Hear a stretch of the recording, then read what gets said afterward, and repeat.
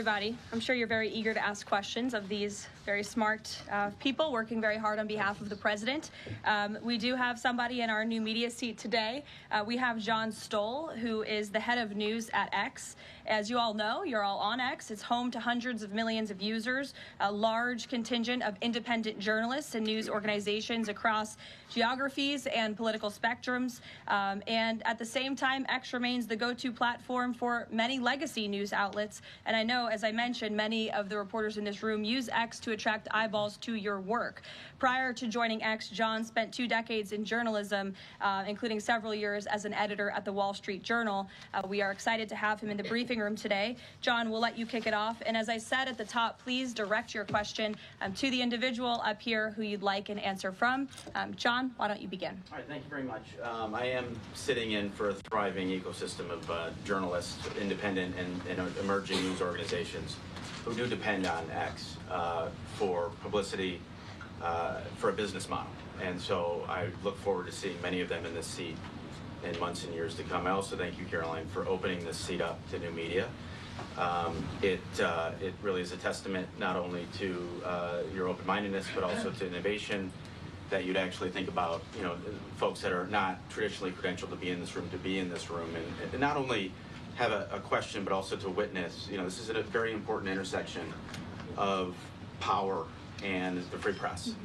And so just the ability to witness this and be part of it, it brings everybody's game up. So thank you for that. I think this is for Mike Waltz. My question is about Ukraine. Sure. For about more than 10 years, I've been fascinated, like many, with what's going on. Was in Northern Europe, working out of the Baltics when Crimea was annexed, and was a lot of this came on Twitter. The platform used to be known as Twitter. Was a lot of European leaders would talk about their disappointment and solidarity with Ukraine, but when it came to actually doing something, it felt like they were passing a hot potato and sent it over the Atlantic. I wonder how much of what we're seeing right now out of the administration and President Trump is a call to Europe and the European leaders and the allies that we've traditionally had to pick up that hot potato and start doing something a little bit more concrete to win and preserve the peace in Ukraine.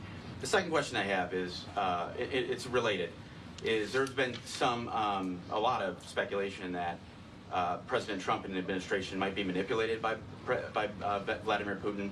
I wonder if you can just talk a little bit about the administration's posture and your confidence in the competence of this administration to go toe-to-toe with Vladimir Putin.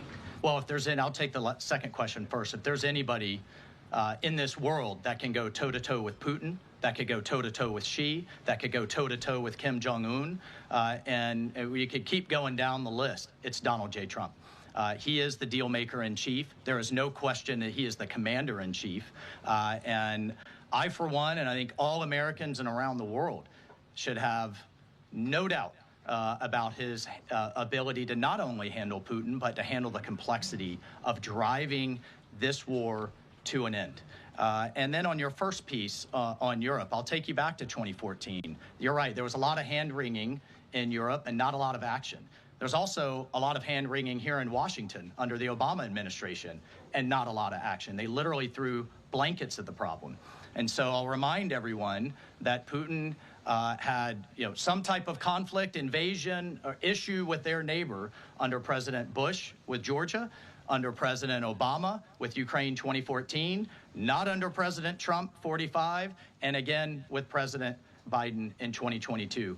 The war should have been deterred. The war should have never happened, and I have no doubt it would not have happened under President Trump and will stop under President Trump again. But I just want to push back on this notion of our European allies not being consulted as we've entered into this process. I already mentioned the immediate phone call President Trump made to President Zelensky. He has talked to President Macron of France repeatedly last week. President Macron convened European leaders and then is coming here on Monday. Prime Minister Starmer is coming next Thursday. I've talked to every one of my national security advisor counterparts across across the spectrum in Europe. I've talked to Secretary General Rutte, the leader of NATO, the Secretary General of NATO. We have repeatedly, oh, by the way, we had half our cabinet, 7 cabinet officials, including the vice president, at the Munich Security Conference, all engaging, all listening, and all making sure our allies are heard. However, we've also made it clear for years, decades even, that it is unacceptable that the United States and the United States taxpayer continues to bear the burden, not only of the cost of the war in Ukraine, but of the defense of Europe. We fully support our NATO allies. We fully support the Article 5 commitment.